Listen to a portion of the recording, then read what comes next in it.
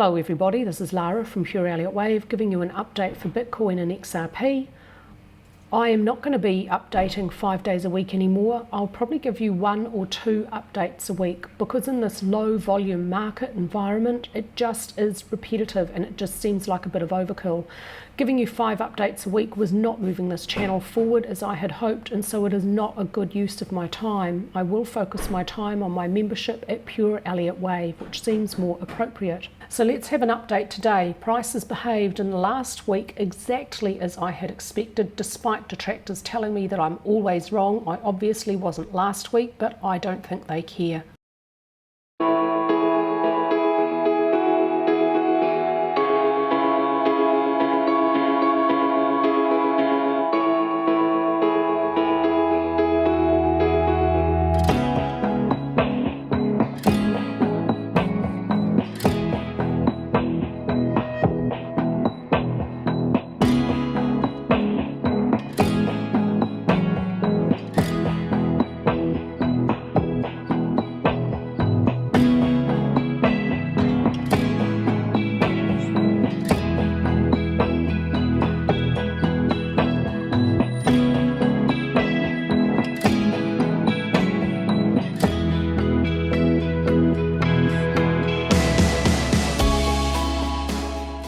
From this low, the end of a bear market in November 2022, we had a bull market to the last all-time high, and from the all-time high week beginning 10th of March 2024 to a more recent close, we have had now technically a bear market. Technically a bear market is a reduction of 20% or more of market value from the high of the market to on a closing basis. 20% of more market value would be 59,042. We have had a close below that point, so we have had more than 20% of market value from the all-time high to a more recent close has been lost. We are technically now in a bear market. It's not a deep bear market. It's got a shallow downward slope. It's got a little bit of a sideways movement to it. But the slope is now strong enough for me to discard the idea of a rectangle here. This is a shallow downward movement. The question is, and we need to find, when is this downward movement going to end? When and where? I had expected a few weeks ago it could be complete at the 5th of August low, but recent weakness in upward movement and strength in downward movement suggests that we may get those lows tested. We may see support below 55,000, below 51,800, possibly down as low as 40,000 could be tested in coming weeks. We need to wait and see strength up off lows to have confidence that this bear market is finally over. Absolutely normal for Bitcoin in its larger bullish runs. When you look at the monthly chart, Bitcoin is still in a larger bullish run. Absolutely normal for there to be bear markets of varying degrees, varying depths, and varying durations along the way.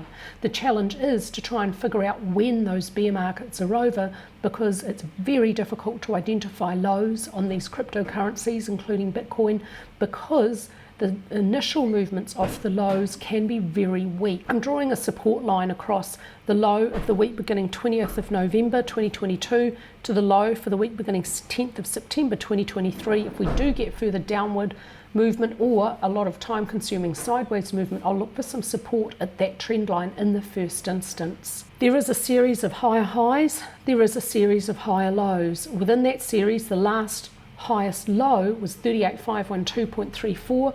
In order for this bull market to be broken, we need to see a lower low below 38,512.34, but we don't actually need to see that happen in order to call this current movement a bear market, because it meets the technical definition now of a bear market. Very recently, the week beginning 4th of August did have quite a strong push from volume. There is a little bit of support from volume up off that low, suggesting that low could be sustained. The last signal from on-balance volume was bearish, but it's very, very weak. At the weekly time frame, at the last all-time high, ADX indicated the upward trend was very extreme.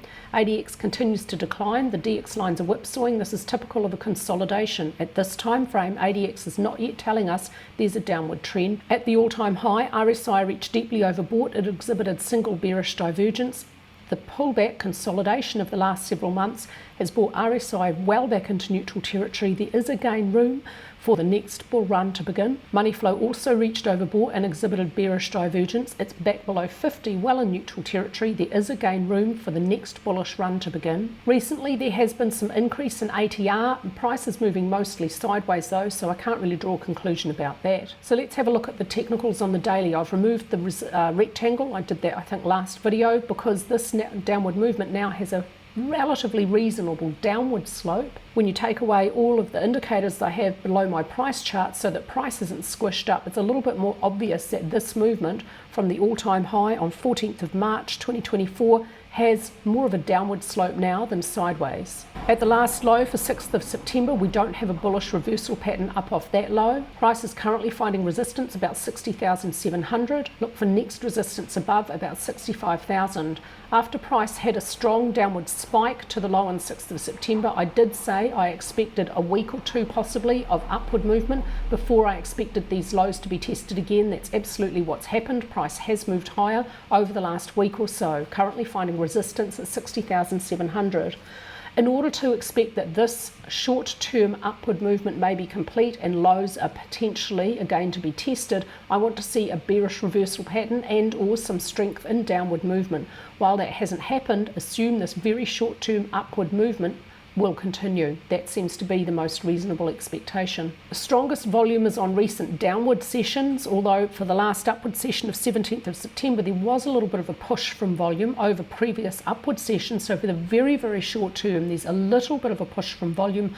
That may mean that we're going to see a little bit more upward movement before this little short-term upward movement is complete. I want to see a downward session with an increase in volume before I expect that this upward movement is complete and we're going to see a test of lows. At the daily time frame, ADX also indicates there's no clear trend. Previously it's indicated a downward trend. Only once within this consolidation did it indicate an upward trend back in May.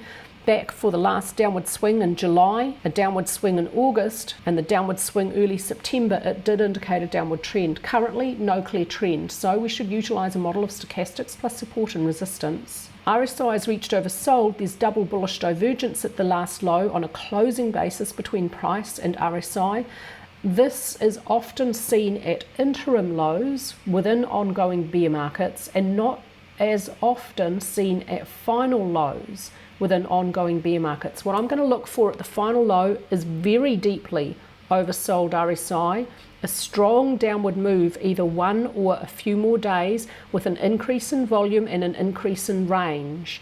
That's not always how lows end. The November 2022 low is a lot weaker than that, but that's often how lows end. I've seen it happen at least 2 or 3 times before, and I expect it could happen again. This is a look more typical of an interim low within a bear market. Now, it could also be indicating that the end of the bearish movement has already been found. We have seen bullish divergence at previous strong lows sustained to this day as well.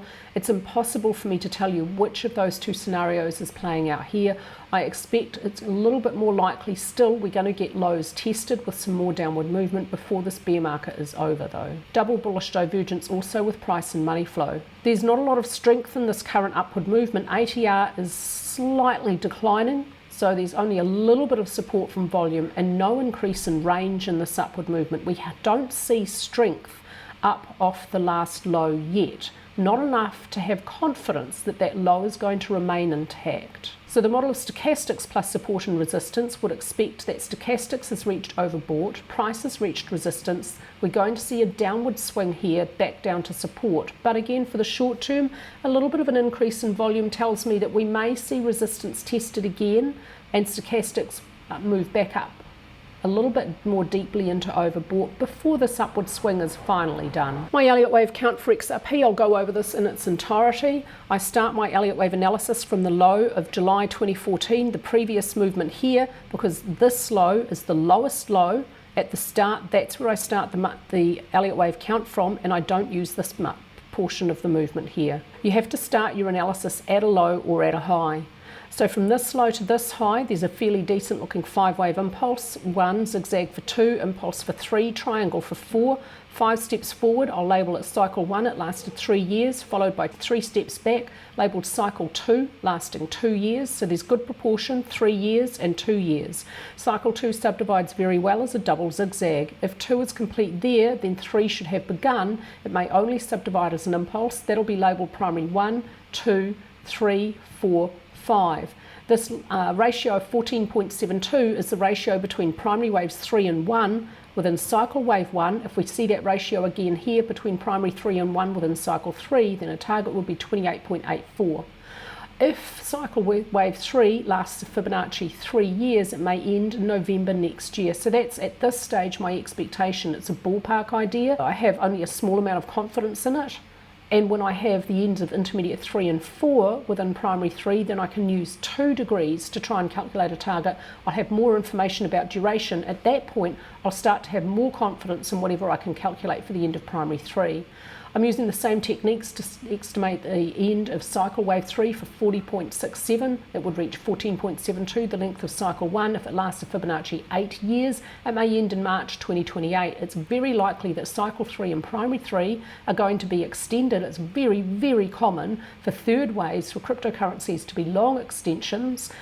When they extend in price as well as time. It's likely that cycle 3 will be longer lasting than cycle wave 1. Cycle 1 lasted 3 years. A Fibonacci 5 would see cycle 3 not having enough time to complete its structure, so I'll go with the next Fibonacci number in the sequence and consider it could last a Fibonacci 8 years. Within cycle wave 3, primary wave 1 lasted 1 year. If primary wave 3 lasts a Fibonacci 3 years, it would be extended in price and time at 28.84.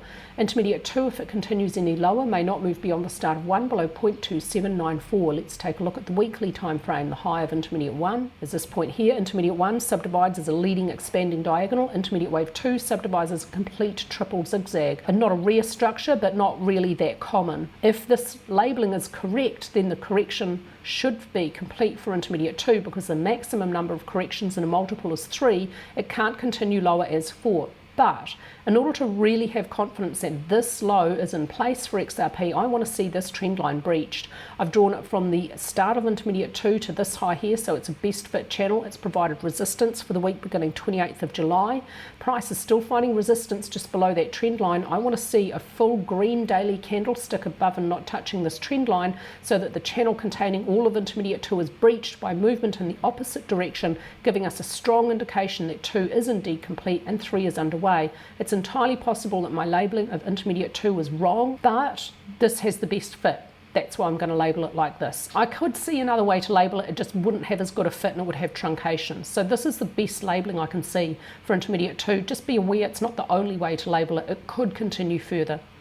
If 2 is complete there, then an intermediate degree third wave within primary 3, within cycle 3, should be in its early stages for XRP. This wave count is very bullish. It expects an increase in upward momentum for a third wave at 3 large degrees. Within intermediate 3, no second wave correction may move beyond its start below 0.3838. At the daily time frame, here's that trend line that's providing resistance. I haven't updated my chart entirely. I wanted to leave it here. This is how it looked when I opened it. Very obviously, price has done exactly as I expected for XRP, despite people recently telling me I'm always wrong. I wasn't wrong that week. I don't know what they want to say to that. I don't know what you can say to that. But apparently I'm always wrong. Within intermediate wave 3, I'm going to label minor wave 1 incomplete. You could label it complete here. I just think that's possibly a bit too brief. Now I might need to move the degree of labelling within intermediate 3 up 1 degree. This could be minor 1, 2, but for now I'm going to label minor 1 incomplete with minute 1, 2, and now minuet 1, 2. Minute 2 an expanded flat, minuet 2 a double zigzag, and minuet 3 in its very early stages. So a third wave at 2 low degrees is expected to be in its early stages for XRP if this is the correct wave count. This is my alternate wave count for XRP from the start, the month of July 2014 to this high. I'm still seeing a 5-step forward pattern here, but instead of labelled wave 1 and then wave 2 complete here, what if this is wave A and we've got a complete triangle for wave B? The sideways movement does fit really well as a triangle. Now you can't label this 1, 2 because second wave corrections will not subdivide as triangles with their sole corrective structure, and so it could be a zigzag unfolding higher. Instead of an impulse, we could have A, B, and C. The most common length for C in relation to A within a zigzag is one of equality, which will give us a target of 3.139. This is my alternate wave count. I judge it to have a lower probability. Low probability doesn't mean no probability. Sometimes low probability outcomes do occur, and when they do, they'll never be what you expected as most likely. That's how probability works. But lower probability outcomes are important to chart and consider to illustrate risk to your main wave count. Having more than one Elliott wave count is the correct way to do Elliott wave. Having only one Elliott wave count, sticking only to that and not ever considering alternates, is going to see you sometimes proven wrong, and you've got no other roadmap to immediately use. When you use mains and alternates, you should be using the invalidation points as confidence points as well. So my invalidation point for my alternate would be a confidence point for a more bearish wave count, which I can show you as well. For this wave count, the triangle for B would most likely be complete as a regular contracting triangle. It's the most common triangle type. A could be a complete zigzag, B a double zigzag, C a single zigzag, D a single zigzag, and E a single zigzag. If E moves any lower, it may not move beyond the end of C, below 0.2794. Sometimes the point in time at which triangle trend lines cross over can see a trend change, so we'll look for that in December this year for XRP. It isn't always a really big trend change. Sometimes it's just short-term trend change at the daily time frame, but is often a trend change at that point in time. This is a bearish alternate wave count. This is not my wave count. It's not my own work. I would not publish this as my own wave count because I think it has such poor proportion. It just has not the right look at all. This is a wave count that a subscriber's drawn my attention to and asked me to comment on, so I just want you to be aware I am considering the bearish case, but I think the probability is too low for reasonable consideration because the proportions are so bad. It's the proportion between Elliott waves of the same degree that give a wave count what we call the right look. So you have to have a good eye for proportion if you want to get the right wave count. From this low to this high, still seeing a 5-wave impulse, but now considering what if the structure is incomplete. It's an incomplete zigzag for cycle wave 2. Cycle wave 1 lasted 3.5 years. Cycle wave 2 has already lasted just under 8 years and it's incomplete. It's still got about a quarter of its structure left yet to complete and very little room to move into. And so if cycle wave 2, if this is correct, at the end of it, it's going to be so much longer lasting than cycle wave 1. The proportions between 1 and 2 are going to be absolutely horrible. So for that reason, I judge this wave count to have a low probability. But let's consider it. If a bear market is going to continue for XRP, it could be a zigzag 5, 3, 5, labelled A, B, C. C must be a 5-wave structure. We could have a leading contracting diagonal for 1. Double zigzag for 2, we need to see an impulse down for 3. So an impulse at intermediate degree should be unfolding to the downside. We could have 1 and 2 complete, another 1 and 2 complete. This wave count now expects a third wave at minute, minor and intermediate degree within a C wave. C waves can behave like third waves because they're in a third position. So this wave count expects strong downward movement. We should be seeing an increase in downward movement with probably push from volume and an increase in momentum and range as price moves lower for the middle of a third wave. We're not seeing this yet, so technicals don't offer good support to this wave count either. Intermediate 2, if it were to continue, which would just make the proportion absolutely ridiculous, but let's consider it. If it were to continue, may not move beyond the start of 1 above 1.965. I'm going to be really conservative with the invalidation point and leave it here. Invalidation of this bearish idea would add confidence to either of my bullish wave counts. So even if this is the wrong wave count, it's still absolutely useful because we know at what price point exactly we can discard it, which gives us more confidence in the bullish outlook. So there's another good reason to always consider alternate Elliott wave counts. Chart as many as you can, and the ones that have good proportion go to the top of your list. The ones that have more common structures go to the top of your list. The ones that have no truncations go to the top of your list. The ones that have very rare structures, truncations and poor proportion, put them to the bottom of your list. Rank them in order of probability, identify using Elliott wave rules where the invalidation points are and where you can discard bullish or bearish options. If you're bullish, once the point in time at which you can discard all the bearish options that make sense in terms of Elliott wave gives you more confidence in a bullish outlook and vice versa. That's how you should be using alternate wave counts and doing Elliott wave properly. Let's just have a real quick look at technicals for the daily for XRP. It could be moving sideways in a big symmetrical triangle. These are quite different to Elliott Wave triangles. Elliott Wave triangles are always continuation patterns, whereas classic